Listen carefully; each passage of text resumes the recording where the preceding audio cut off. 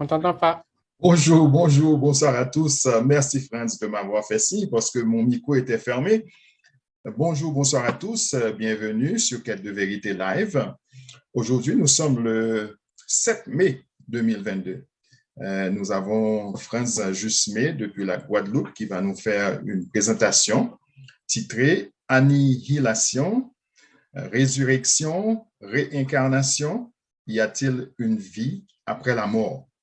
Mais avant d'écouter Franz dans sa présentation, je vous invite à partager cette vidéo avec des proches, des amis, des membres de la famille, à aussi liker la vidéo. N'oubliez pas, pour vous qui n'êtes pas encore membre ou bien qui n'êtes pas encore abonné à la chaîne de Quête de vérité, de le faire dès aujourd'hui en cliquant sur la cloche de notification pour recevoir toutes nos vidéos. Alors, il n'y a pas une famille, d'après ce que Franz a écrit dans sa description, il n'y a pas une famille qui ne soit un jour confrontée à la mort. Lorsqu'elle arrive, souvent, nous nous interrogeons sur ce qu'il va advenir du défunt. Cette question a toujours hanté l'humanité. Analysons les thèses des civilisations depuis l'Antiquité et confrontons-les avec les toutes dernières découvertes scientifiques dans notre quête de vérité. Franz, comme j'ai toujours l'habitude de le dire, mais avant de te poser la question, j'aimerais saluer Dr. Michel qui n'était pas avec nous la semaine dernière. Il ne se sentait pas bien et on veut le souhaiter la bienvenue à cette présentation que tu vas faire pour nous aujourd'hui. Bienvenue, Dr. Michel. Merci Pierre, merci tout le monde. Ce n'est pas encore la bonne forme, mais c'est un peu mieux que la semaine passée. Très bien, très bien. Alors, merci d'être présent. Si tu veux, si tu te sens bien pour poser des questions après la présentation, tu es toujours le bienvenu. D'accord, OK. Ouais. Merci. Encore une fois, on salue les amis, ceux qui sont avec nous sur le Zoom et ceux qui sont avec nous sur YouTube. Franz, pourquoi tu as choisi ce sujet? Est-ce que c'est parce que nous venons de perdre un membre de Quête de vérité? L'année dernière, nous avions perdu Joseph Gatou et cette année, tout récemment, on a perdu notre grand frère, le docteur Barbier. Tout à fait. C'est l'une des grandes motivations qui m'ont poussé à traiter ce sujet parce que ça fait 2 ans que je connais Quête de vérité. En 2 années, on a perdu 2 personnalités importantes de la chaîne.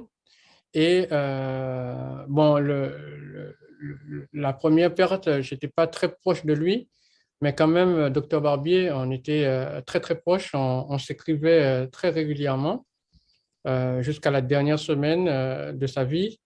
Et j'ai beaucoup échangé avec un certain nombre de frères du groupe et beaucoup ont été vraiment subjugués par ce départ. Et on s'est posé un certain nombre de questions. Des questions m'ont été posées aussi et j'ai trouvé que c'était une bonne idée d'évoquer cette question. On en a parlé aussi sur le groupe WhatsApp et une des sœurs qui certainement nous écoute sur YouTube, qui s'appelle Maryse, avait demandé de faire une étude approfondie sur cette question et avec bien sûr une attention particulière sur les textes bibliques, etc. Et j'avais vu avec le pasteur Roger, je lui ai dit, bon, ce serait bien que tu traites cette question sur ta chaîne, mais en attendant, sur Quête de vérité, on va avoir enfin, un sujet qui va pas seulement s'atteler à parler de la Bible, mais on va parler de ce sujet, on peut faire un tour des civilisations et des différents récits. Et aussi, là, ce sera une première partie parce que le sujet est tellement vaste qu'on ne peut pas le traiter d'un trait. Et dans la deuxième partie, on va, une autre fois, on va traiter des aspects scientifiques et on va aussi traiter des différents témoignages de résurrection contemporains, des témoignages contemporains. On sait que, par exemple, pour William Marion Brahman affirme avoir ressuscité des morts le siècle dernier. On a aussi un certain nombre de personnes qui pensent qu'ils ont connu la mort et ils en sont revenus. On va parler aussi des EMI, des expériences de mort imminente. On va aborder tous ces sujets-là sans tabou et avec une attention particulière sur l'histoire et la science. Voilà. Merci Franz. Alors, je vais te laisser partager ton écran. Si tu as des diapositives à partager. Oui, tout à fait. Voilà. Tout le monde voit mon écran? Oui, très bien. Oui. Donc, on va donc commencer. On va donc parler de ce sujet, annihilation, résurrection, réincarnation. En petite définition, annihilation, c'est lorsqu'on meurt et qu'il n'advient rien après la mort. C'est-à-dire qu'on est mort, c'est fini, il n'y a plus rien. La résurrection, c'est le fait de ressusciter des morts, alors que la réincarnation, qu'on appelle aussi la transmigration, c'est le fait que l'âme, l'esprit, quitte un corps pour aller dans un autre. Donc, toutes ces thèses-là seront débattues et étudiées dans cette présentation. Donc, comme j'ai commencé à le dire, cette présentation n'est pas une étude biblique ni coranique, et donc elle a pour objectif une analyse historique de l'évolution des croyances dans les sociétés humaines et aussi présente une approche scientifique de tout cela. Et donc, ne vous attendez pas à une étude des croyances religieuses, etc. Donc, pour ceux qui veulent aller plus loin, ils peuvent bien sûr consulter leur Bible ou leur Coran, mais aussi lire les ouvrages qui sont présentés là. Les Mayas, les Aztèques, on va aussi étudier les croyances de ces peuples-là, qu'on appelle la civilisation mésoaméricaine, c'est-à-dire du continent américain avant qu'ils ne deviennent américains. Donc, il y avait des peuples qui vivaient là, qui avaient une science, comme on va le voir, qui avaient une spiritualité, comme on va le voir, et on va donc étudier tout cela. Je vous conseille aussi le livre des morts des anciens Égyptiens, qui est un livre qui décrit la spiritualité, les croyances des Égyptiens sur la mort. Et aussi, je vous conseille aussi un livre qui s'appelle Recherche asiatique, qui va nous permettre de mieux connaître les croyances de la civilisation indienne, donc les hindous, en quoi ils croyaient. On sait qu'ils croient en la réincarnation, mais on va voir dans l'histoire quand est-ce que c'est arrivé, est-ce que c'est récent, est-ce que c'est ancien, tout ça. Donc, tous ces livres-là vous permettront d'aller plus loin dans l'étude de ce sujet. Donc, voilà le sommaire. On va d'abord parler de l'origine de la vie, et on va définir la vie, la mort, et on va aussi parler de la vie après la mort. On fera une étude sociologique de la réincarnation chez les bouddhistes, la réincarnation dans la religion juive, aussi la naissance du christianisme et de l'islam. On verra cette philosophie dans leur religion aussi. On parlera dans une deuxième présentation de la résurrection et des témoignages contemporains, et on verra ce qu'en dit la science. Les origines de la vie. Comme on dit, je pense donc je suis. Donc, si nous discutons aujourd'hui, c'est parce que nous sommes en vie. Mais d'où vient la vie? Les scientifiques s'accordent à dire que l'humanité a pris naissance en Afrique, et ils s'accordent à dire que la vie aussi enfin les formes de vie animale aussi viendraient du continent qui était l'endroit le plus propice à la vie parce que dans des endroits très glaciaux, des pôles nord par exemple, tout ça, ce n'est pas un endroit où il est très facile pour la vie d'apparaître. Et donc la vie humaine serait donc apparue dans cette zone-là et se serait propagée sur le reste de la planète. Ainsi donc, si la vie est apparue en Afrique, l'Africain a donc aussi été le premier humain à connaître la mort, donc à se poser un certain nombre de questions et donc à philosopher sur que pourrait-il advenir après la mort. Donc, qu'est-ce que la mort?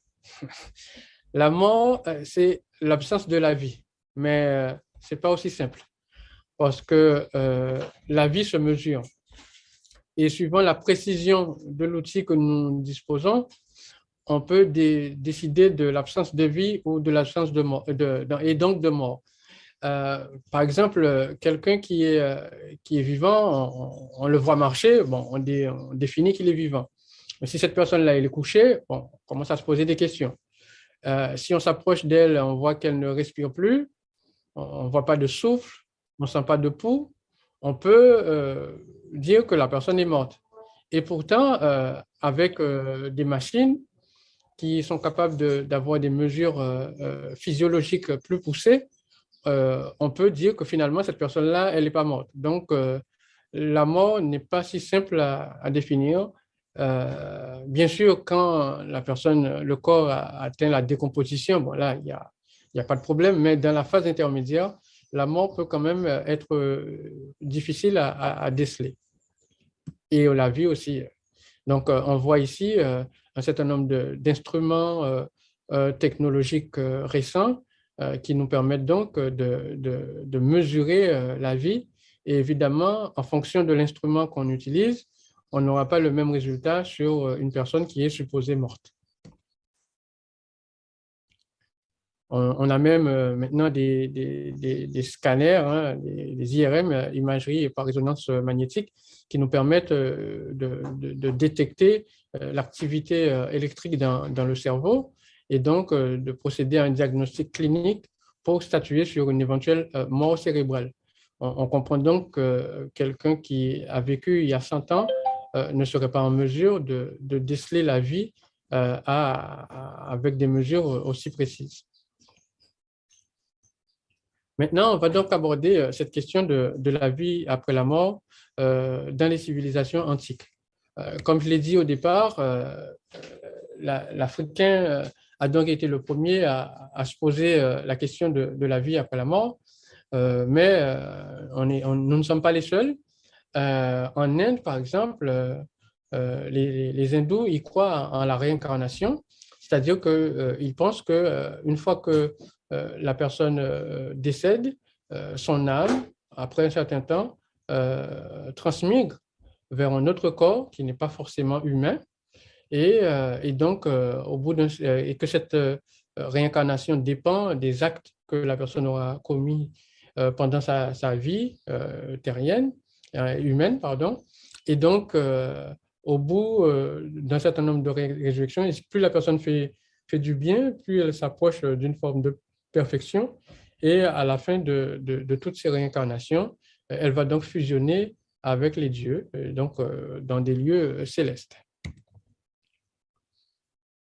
Les Aztèques, les Mayas et les Incas, qui sont donc des peuples d'Amérique, avaient aussi une croyance sur l'immortalité de l'âme, et ils pensaient donc que l'âme allait donc au ciel, hein, dans les étoiles que nous voyons, lorsque la personne mourait.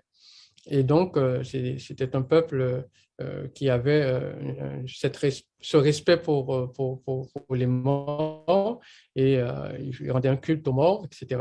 Donc, c'est un peuple qui possédait un certain savoir, comme les Indiens, un savoir mathématique, astronomique, astrologique et en médecine. Et les Indiens aussi avaient des connaissances poussées aussi dans ces domaines-là. Et on va voir pourquoi plus tard. Et donc, pour ces peuples-là d'Amérique, la Voie lactée était associée donc, au lieu de résidence des âmes. Et donc, les personnes qui mouraient allaient donc dans cette partie du ciel. Ce qui est commun, on verra que la notion de ciel est commun à tous ces peuples qui se sont posés la question sur la vie après la mort. Les Égyptiens aussi ont abordé cette question de la vie après la mort. Et Osiris est supposé être le premier homme qui est sorti du séjour des morts. Bien évidemment, c'est un mythe, mais c'est la première civilisation qui a théorisé cette notion de vie après la mort et de résurrection par écrit. Et on a des preuves archéologiques qui datent de l'Ancien Empire vers moins de 1500, c'est-à-dire il y a environ 4500 ans. Cela dit, c'était une philosophie qui datait de bien avant. Dans cette étude, on utilise des dates prouvées par l'archéologie, mais tout en sachant que la philosophie peut être bien antérieure parce que l'écriture est apparue il n'y a pas si longtemps que ça au sein de l'humanité. Et donc, les connaissances qui étaient antérieures à l'écriture n'ont pas pu avoir des preuves archéologiques. Et donc, on est obligé donc de se baser sur des dates qui peuvent être manifestées par des textes historiques. Donc, on a cette présentation du jugement dernier au niveau de la mythologie égyptienne, où on voit que on est jugé en fonction de nos actes aussi, un peu comme ce qu'on a vu au niveau des Indiens, et que ceux qui ont fait le bien, donc ils sont donc récompensés, et ceux qui ont respecté la Ma'at, donc cela a pour but donc de pousser les habitants à avoir un comportement qui soit conforme au respect donc des lois pieuses et donc en faisant du bien, etc. Et donc, on voit que ce n'est pas un concept nouveau, celui du jugement dernier, au moins dans les civilisations antiques. Par contre, au niveau du judaïsme, l'idée d'une vie après la mort n'a pas été très récente, très ancienne, pardon, parce que quand on étudie, par exemple, la Bible, on voit qu'Abraham n'a jamais dit qu'il pensait qu'il serait ressuscité, que son âme irait au ciel, Noé non plus. Ils n'ont jamais fait état d'un espoir d'une vie après leur mort. On voit plutôt qu'ils avaient plutôt une croyance dans l'annihilation. D'accord? Parce qu'on le voit effectivement dans Ecclésiaste 9, 10, fais tout ce que ta main trouve à faire, fais-le avec force, car il n'y a ni œuvre, ni pensée, ni science, ni sagesse dans le séjour des morts où tu vas. Donc, les personnages anciens n'avaient donc aucune idée de la vie après la mort. Et donc, c'est une philosophie qui va être très récente, qui va donc entrer dans la Bible entre le 4e et le 2e siècle avant notre ère. Le christianisme aussi a donc intégré cette idée de la résurrection. Bien sûr, on peut se demander comment est-ce que c'est arrivé aussi rapidement et d'où ça nous vient. On peut citer dans sa lettre de Pâques de 367, Anastase d'Alexandrie, donc une ville égyptienne, ça doit être souligné, donc Alexandrie qui se trouvait aussi en Égypte. C'est lui qui a donné les livres qui devaient figurer dans le Nouveau Testament qu'on appelle le canon biblique. Et donc, on peut s'étonner que ce soit des personnes qui sont en Égypte qui ont défini le canon biblique et que cette même Bible ne contenait pas au départ cette philosophie de la résurrection ou de la vie après la mort, et que subitement, cette philosophie fait son apparition dans la Bible.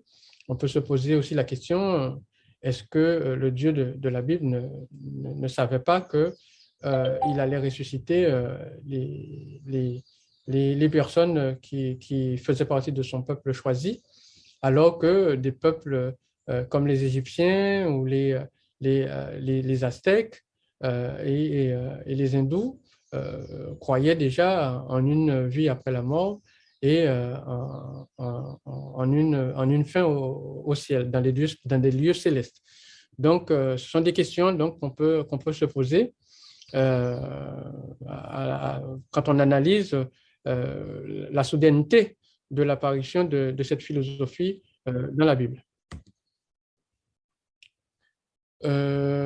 Après avoir parlé de cette canonisation, on peut aussi s'étonner du fait qu'il existait plus de 70 évangiles en circulation et que le plus ancien évangile connu, qui est celui de Marc, ne faisait pas mention de la résurrection de Jésus. On peut voir ça dans le Codex Vaticanus et le Codex Sinaiticus. Et donc, cette idée dans la résurrection de Jésus ne faisait pas partie de ces évangiles-là. Et ce sont des choses qui ont été rajoutées après. Et donc, on peut se poser un certain nombre de questions. Pourquoi est-ce que ces idéologies-là n'en faisaient pas partie? Et il faut savoir aussi qu'il existait plusieurs courants dans le christianisme au 1er siècle, et certains courants pensaient que Jésus n'était pas ressuscité.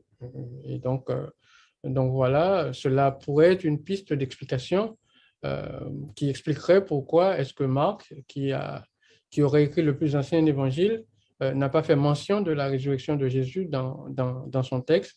Et on peut se poser la question aussi, pourquoi est-ce que dans les autres évangiles qui ont été écrits après, pourquoi est-ce qu'il en est fait mention? Parce que c'est quand même un événement central dans le christianisme. Cette canonisation était nécessaire parce que Rome est un empire ordonné. Il a des textes de loi qui étaient valables sur tout l'empire. On ne pouvait donc pas accepter qu'il y ait des évangiles qui racontent ça et là des choses qui sont contradictoires, a priori. Donc, il était nécessaire de mettre un peu d'ordre dans tous ces courants de pensée du christianisme. C'est pour cela qu'il était nécessaire de créer un canon biblique. Et puisque le christianisme devenait religion d'État, il était donc important et voire indispensable et que le christianisme reflète le fonctionnement de l'État, c'est-à-dire qu'il y ait un minimum d'ordre dans les textes qui étaient la base même de la philosophie chrétienne. Donc, c'est ce qui explique donc cette canonisation et donc l'intervention de personnages comme Anastase d'Alexandrie ou Clément d'Alexandrie, qui ont donc contribué à la rédaction d'un certain nombre de textes et qui étaient donc au cœur même des écrits égyptiens qui, eux, parlait de la résurrection plus de 2000 ans plus tôt. Maintenant, on va donc faire une étude comparative des civilisations et des récits de l'immortalité de l'âme. Mais avant de faire cette étude comparative, on doit se poser la question où se trouve l'Égypte.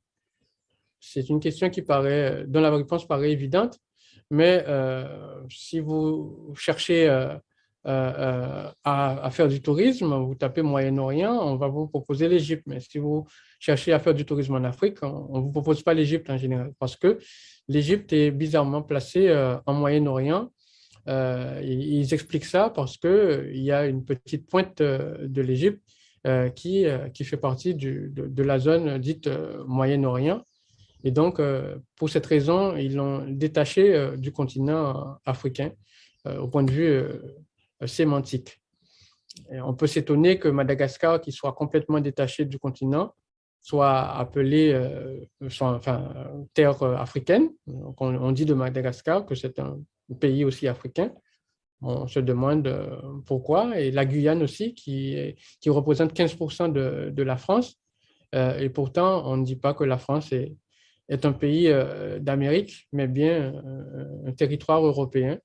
Donc, bon, on doit s'y faire avec ces choses-là, mais sachez bien que l'Égypte est bien un pays qui se trouve sur le continent africain, comme on le voit sur cette carte où la majorité de ses voisins se situent sur le continent africain.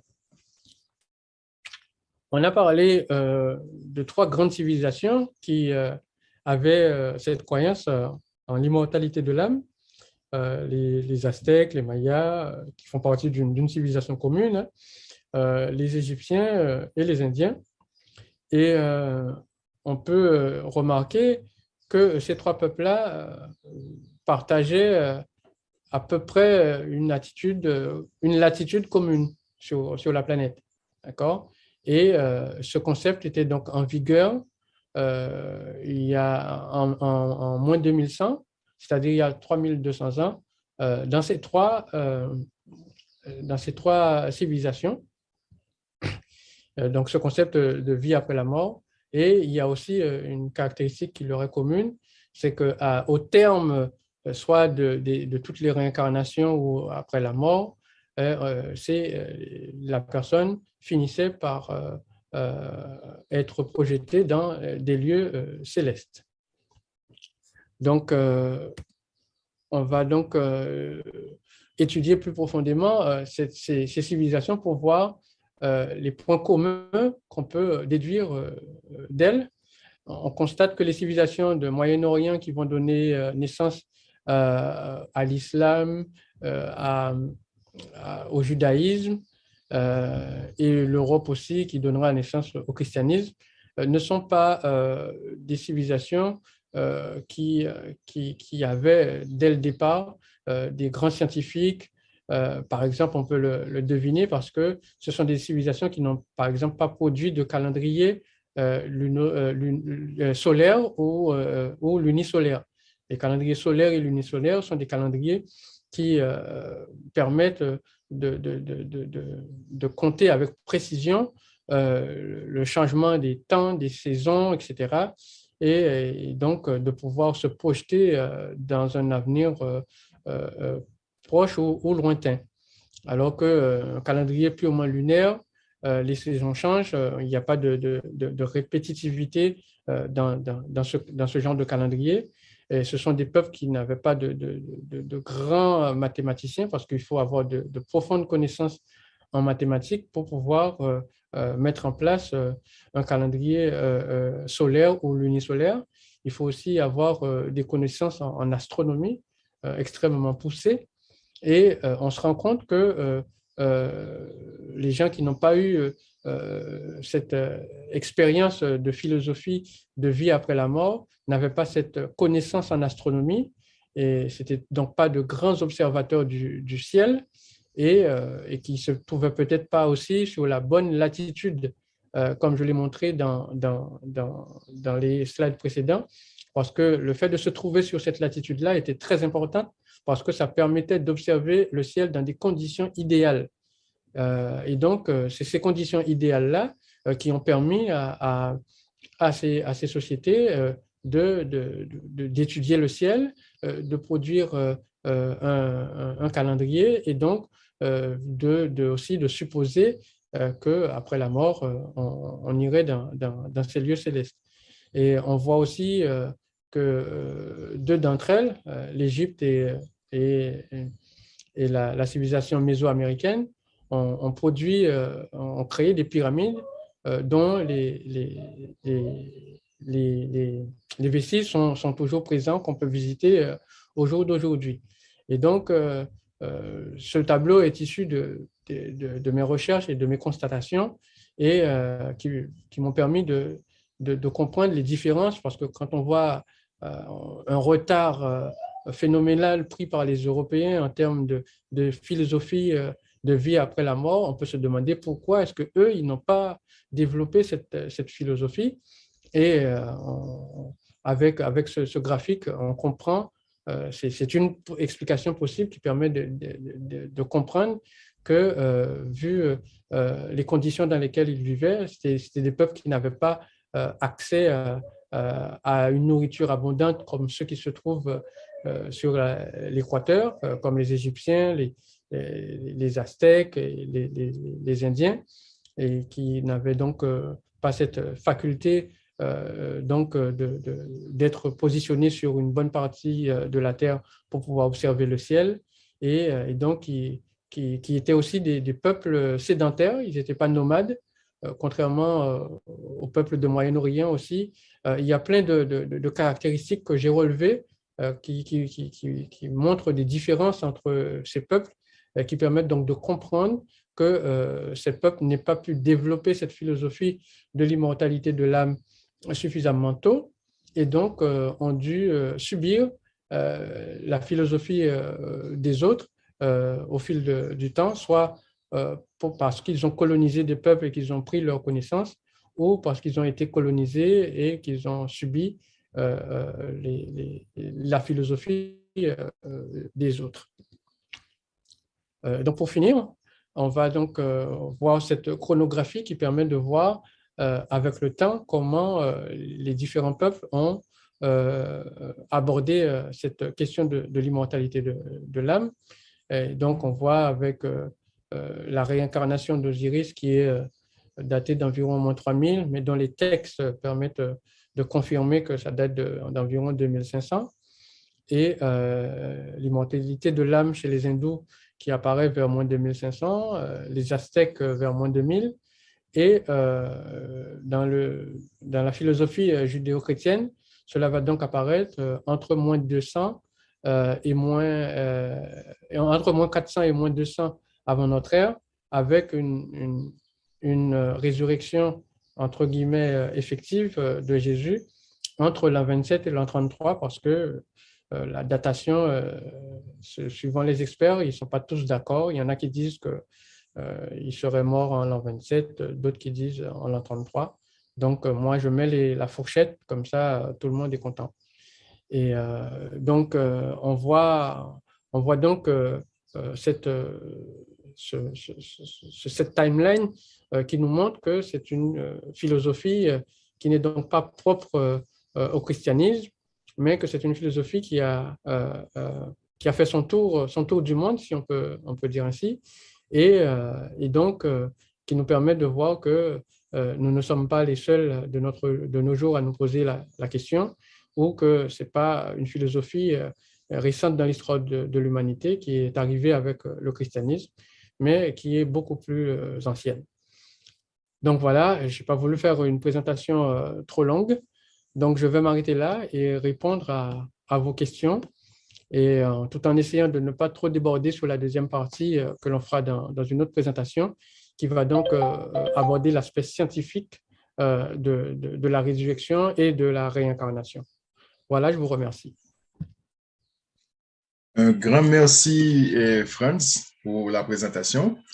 Et avant de passer aux questions et aux commentaires de nos amis, soit sur le Zoom ou sur YouTube, J'aimerais demander à nos amis qui sont sur YouTube de liker cette vidéo et de la partager à vos amis. Et si vous n'êtes pas abonné à la chaîne de Quête de Vérité, vous pouvez le faire dès maintenant en cliquant sur la cloche de notification pour recevoir toutes nos vidéos.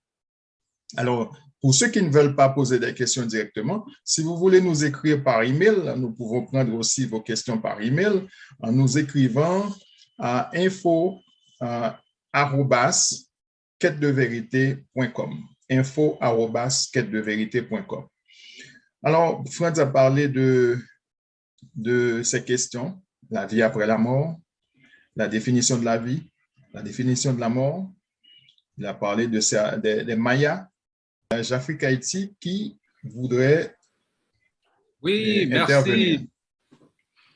Merci Franz, merci Quête de Vérité. Encore une fois, une très belle présentation. Franz, je ne sais pas si tu pourrais élaborer. Il y a différents thèmes qui étaient mentionnés dans l'un des derniers diapos où il y avait différents modes de pensée de vie après la mort. Donc, il y a résurrection, réincarnation, il y a un autre. Peut-être Oui, tout à tu fait. pourrais nous expliquer pourquoi il y a ces différences-là et quelles sont les différences entre les différentes civilisations. D'accord, ok. Je remets la diapo. On voit ici résurrection, métempsychose, transmigration, réincarnation.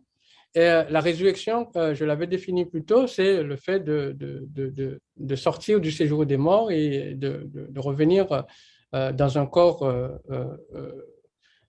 humain en général. Mais la métempsychose, la transmigration et la réincarnation, c'est la même chose. C'est le fait pour l'âme ou l'esprit de quitter un corps. Il peut aussi errer dans l'espace pendant un moment et après se réintroduire dans le corps soit d'un être humain ou d'un être animal. Et donc, les civilisations qui ont abordé cette question de résurrection et de transmigration, ce sont les Égyptiens et les Hindous. Par contre, les Aztèques, eux, n'ont pas abordé cette question de résurrection. Pour eux, une fois que l'homme meurt, son esprit rejoint directement la Voie lactée, la zone qui est considérée comme la Voie lactée. Et donc, il disait que chacune des étoiles était l'âme d'un des leurs. Et donc, et que l'étoile que rejoignait l'individu dépendait de la latitude sur laquelle l'individu se trouvait au moment de sa mort. C'est-à-dire, si on meurt plus au nord, on ira dans une étoile plus au nord. Si on meurt plus au sud, donc voilà un peu ce que je peux dire sur cette question.